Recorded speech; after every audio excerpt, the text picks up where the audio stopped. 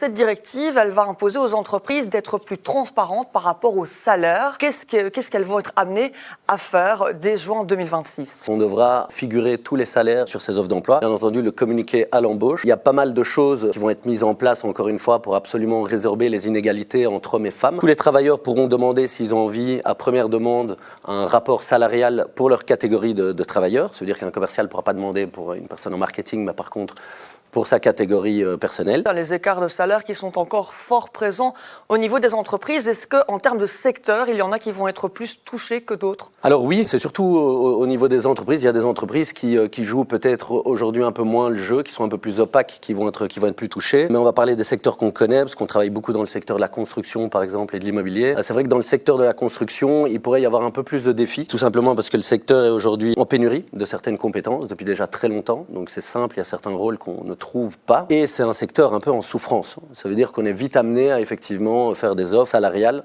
premièrement exceptionnelles, ou encore à mettre des moyens de rétention, encore une fois, qui vont passer par des augmentations salariales conséquentes et qui vont accroître à chaque fois ces inégalités. Justement, on le disait, donc plus de transparence qui peut aussi conduire à des tensions au sein même des structures, peut-être même à des fuites de talents. Vous, ce qui est important, c'est de dire aux entreprises, il faut vous y préparer. Effectivement, je pense que le plus important pour ces entreprises va être d'anticiper. Je pense qu'il faut que ce soit vu comme une opportunité et pas comme un énorme risque, de prendre bien connaissance de tout ce qui va se passer, de tout ce qu'il faut faire, d'anticiper en conséquence, de former les RH, mais aussi de former potentiellement les managers, de mettre des grilles salariales, objectiver ça, bien expliquer, bien communiquer par rapport à la façon dont on l'a fait et pourquoi on l'a fait de la sorte. C'est parfois compliqué d'y voir clair en matière salariale. Est-ce que ça pourra être bénéfique pour l'emploi? Je crois que ça pourra réellement être bénéfique pour l'emploi. De un, on pourra gagner beaucoup de temps. On ne pourra plus demander, par exemple, à un salarié, à un postulant, le salaire qu'il gagne actuellement ou ce qu'il gagnait auparavant. Et le fait d'afficher des salaires pour ce type d'emploi va changer beaucoup de choses. Et je pense que les sociétés qui vont jouer le jeu, comme d'habitude, et qui vont afficher cette transparence, qui vont communiquer autour, vont booster leur employabilité et seront toujours un facteur hyper positif sur le marché. Merci beaucoup Malik Gourara pour vos précisions par rapport à cette directive.